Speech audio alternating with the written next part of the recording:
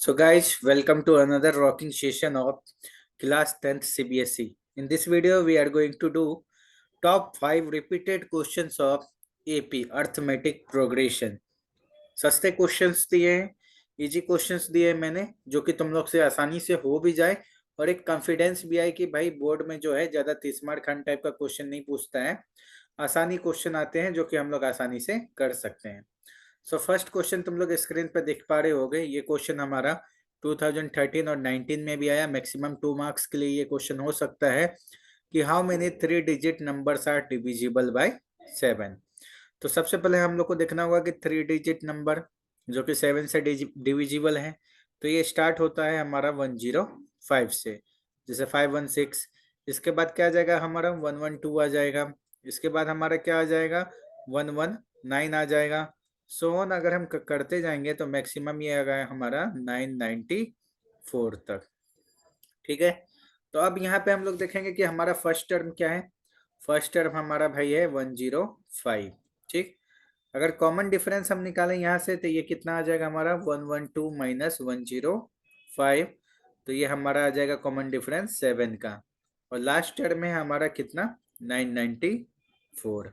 ठीक है, तो सम का सम निकालना है यहाँ से। Formula Tn is equal to A plus N minus 1 into d. ठीक है, तो लास्ट टर्म हमारा कितना दिया 994। सो 994 इज इक्वल टू ए की जगह 105 plus N minus 1 into D की जगह 7। तो जिन बच्चों से ये क्वेश्चन देख के हो गया है वो तो काफी अच्छा आंसर मिला लेंगे, बस इतना ही। और जिनसे नहीं हो पाया है तो वो तो अलग बात है, आप लोग यहाँ देख के थोड़ा सा हेल्प ले सकते हैं। So 994 plus 7 minus 105 is equal to 7n। Correct.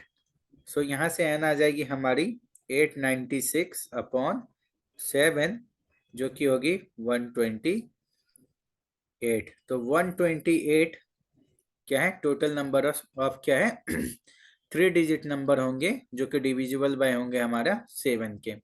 I hope कि ये क्वेश्चन तुम लोग को समझ में आ गया होगा, आसान क्वेश्चन था। मूव करते हैं सेकंड क्वेश्चन की ओर। सेकंड क्वेश्चन में कह रहा है कि find the sum of all 3 natural numbers which are multiple of 11। मिलता जुलता क्वेश्चन, मल्टीपल ऑफ 11 और 3 डिजिट स्टार्ट होगा 110 से 121, देन गैप लेते जाओ 11 का 132 एंड सो ऑन। ये हमारा जाएगा कहाँ तक 990 तक। ठीक, तो फर्स्ट टर्म की हम लोग बात करें तो फर्स्ट टर्म में हमारा 110। कॉमन डिफरेंस की हम लोग बात करें तो कॉमन डिफरेंस कितने का हो जाएगा 121 माइनस 1110, ऑब्वियस सा 11 का। और यहाँ से लास्ट टर्म जो है हमारा वो कितना है 990। क्लियर।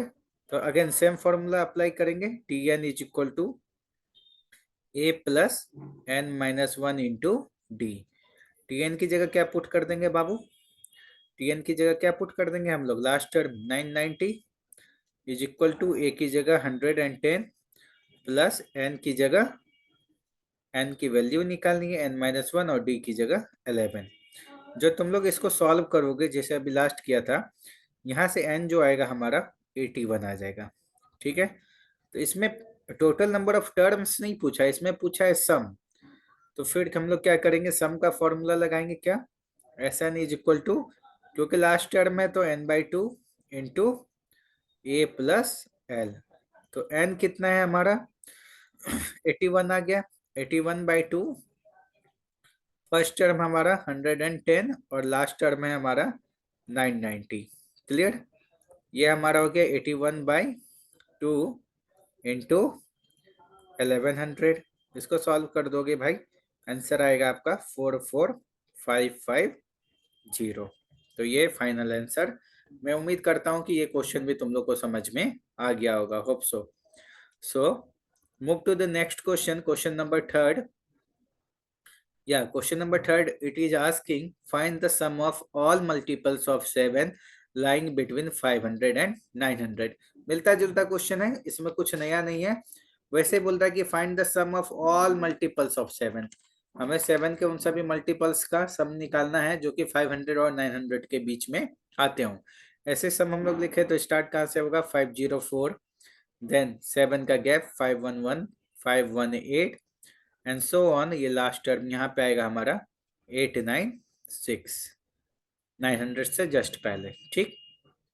यानी first term we are getting here 504, common difference obvious क्योंकि 7 है तो 7 and last term you are getting 896, correct.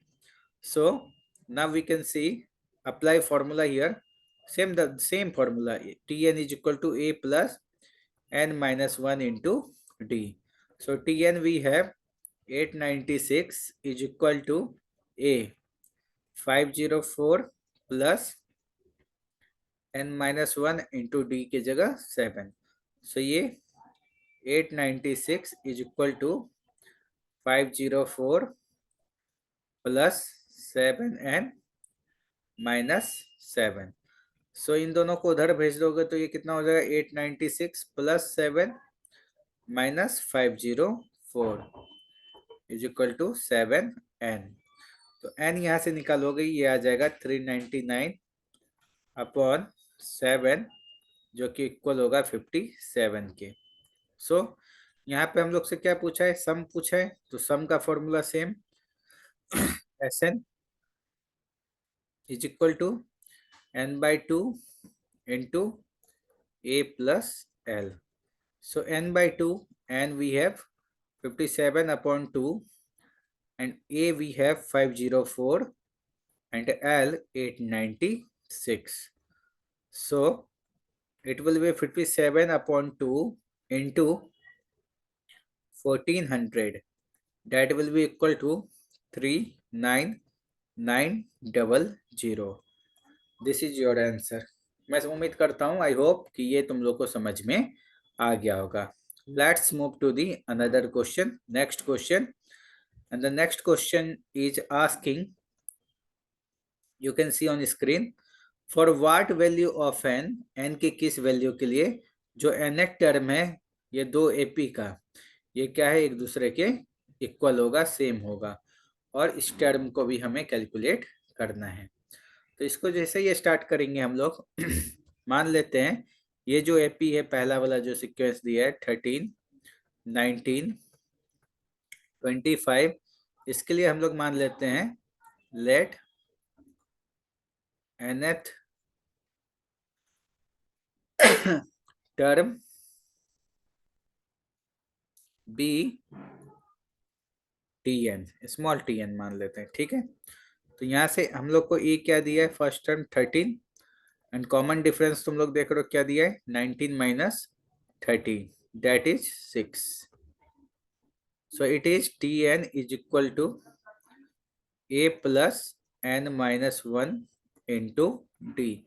So Tn हमने यहाँ पे क्या माना है, स्मॉल tn माना है, तो हमने लिख लिया Tn is equal to a की जगह 13 plus n minus 1 into 6. So ये क्या हो गया हमारा, Tn is equal to 13 plus 6n minus 6. So ये हो गया Tn is equal to 7 plus 6n, ठीक है. अब हम लोग दूसरा सीक्वेंस देख लेते हैं. दूसरे सीक्वेंस में क्या दिया है सीक्वेंस देख लो, मतलब एपी 69, 68, 67 सो ऑन. इसके लिए टर्म हम लोग मान लेते, ए क्या है 69, कॉमन डिफरेंस क्या है 68 माइनस 69 माइनस 1. सो इसके लिए हम लोग कैपिटल मान लेते हैं, T N is equal to A plus N minus 1 into D. तो यहाँ से हमारा आ गया T N is equal to ए की जगह 69 plus N minus 1 into D की जगह माइनस 1, ठीक है.